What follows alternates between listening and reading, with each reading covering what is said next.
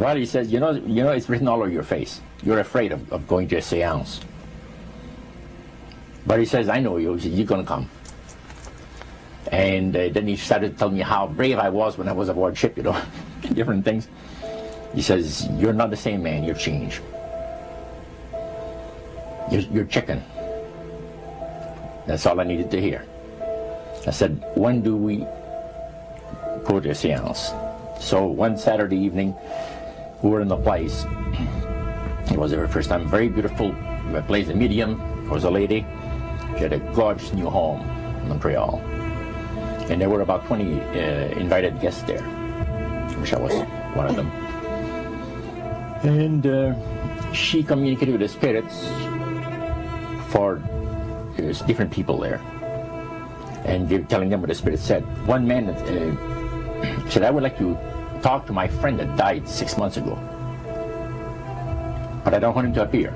Just want to talk to him. Because he says, I don't trust you talking to my friend for me. So the medium says, let me inquire of the spirit. Yeah, the spirit will talk with you. And that big masculine voice was heard in the place. It says, hi Frank. It's nice of you to ask for me to talk with you. And they had a little chat. And after it was over, Frank says, this is the greatest thing on earth, to be able to talk with the spirits of the dead. Then the medium said, we have a very special surprise tonight for you people.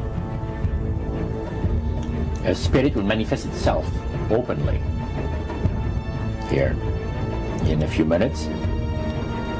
And it's like a big gust of wind hit the building. And right through the wall. Now the lights weren't terribly bright, but they were like living room lights. A couple of floor lamps and maybe some of these.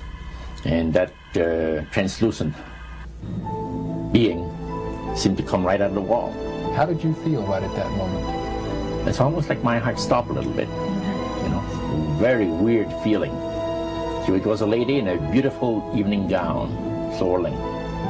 And she said to Mary, my dear sister, you are so wonderful to have asked for me. And Mary fainted and fell right off her chair on the floor.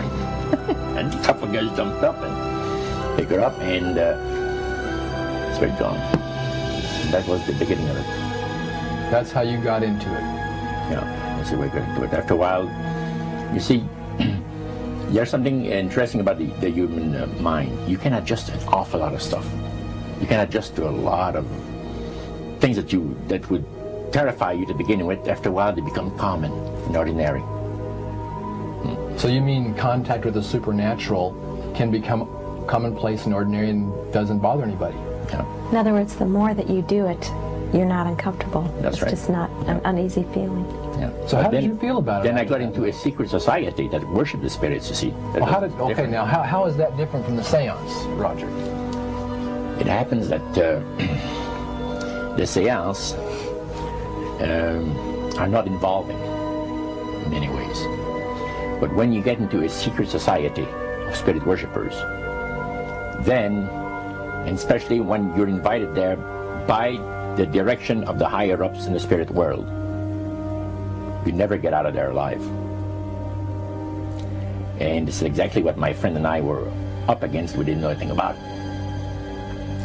And there was a very, very popular big band leader. Jazz band, yeah, very famous. And one night we went to one of these seances, and he was with his wife. So Roger, you're at this restaurant. What happened? We sat there, and we had our favorite alcoholic beverages, you know. And as we talked, the band leader says, he says, I want power. I go right to the source of power. And he says, how do you think that I became famous the way that I am? Well, I said, you must have had some good luck. Well, he says, there's no such thing as good luck. He says, there's either some power working for you somewhere, or you don't get ahead in this world. Not in my type of occupation. So it went from there. We got talking about spirit worship. Did it intrigue you? Or did it make you want to find out more about what exactly he was talking about? Yeah.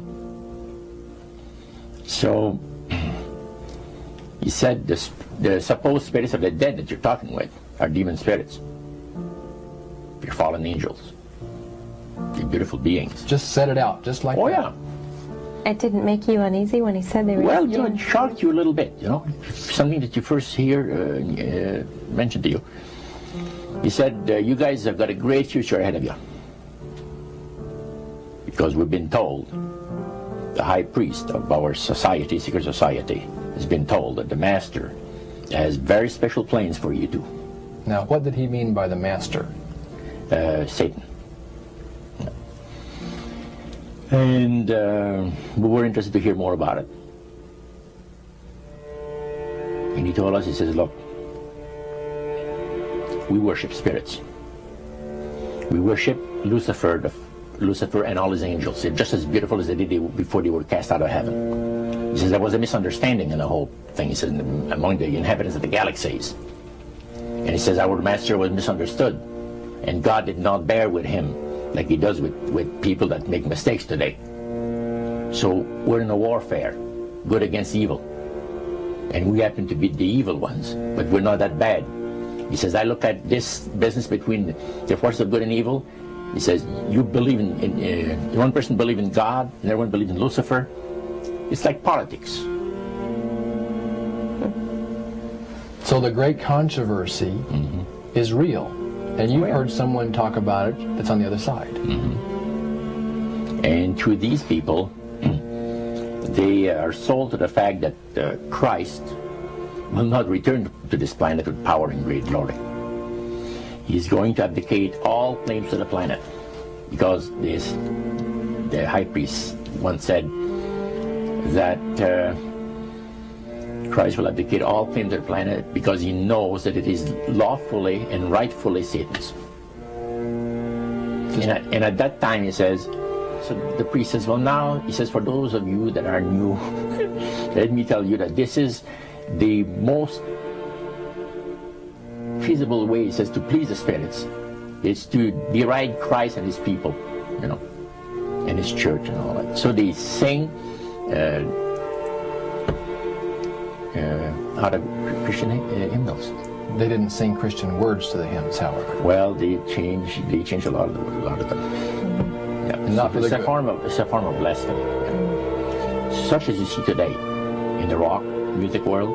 You see the entertainers, they have these crosses. The ladies got earrings, crosses. The guys got crosses. This is a form of blasphemy, a form of deriding Christ. You see, spirits cause the people to do that, to find pleasure in wearing this type of emblem, which is the cross is the emblem of the crucifixion of Christ to the Christians. Better to reign in hell than serve in heaven, is that it? Why not? I'm here on the ground with my nose in it since the whole thing began. I've nurtured every sensation man has been inspired to have. I cared about what he wanted, and I never judged him. Why? Because I never rejected him. In spite of all his imperfections, I'm a fan of man. I'm a humanist. Maybe the last humanist. Who in their right mind, Kevin, could possibly deny the 20th century was entirely mine?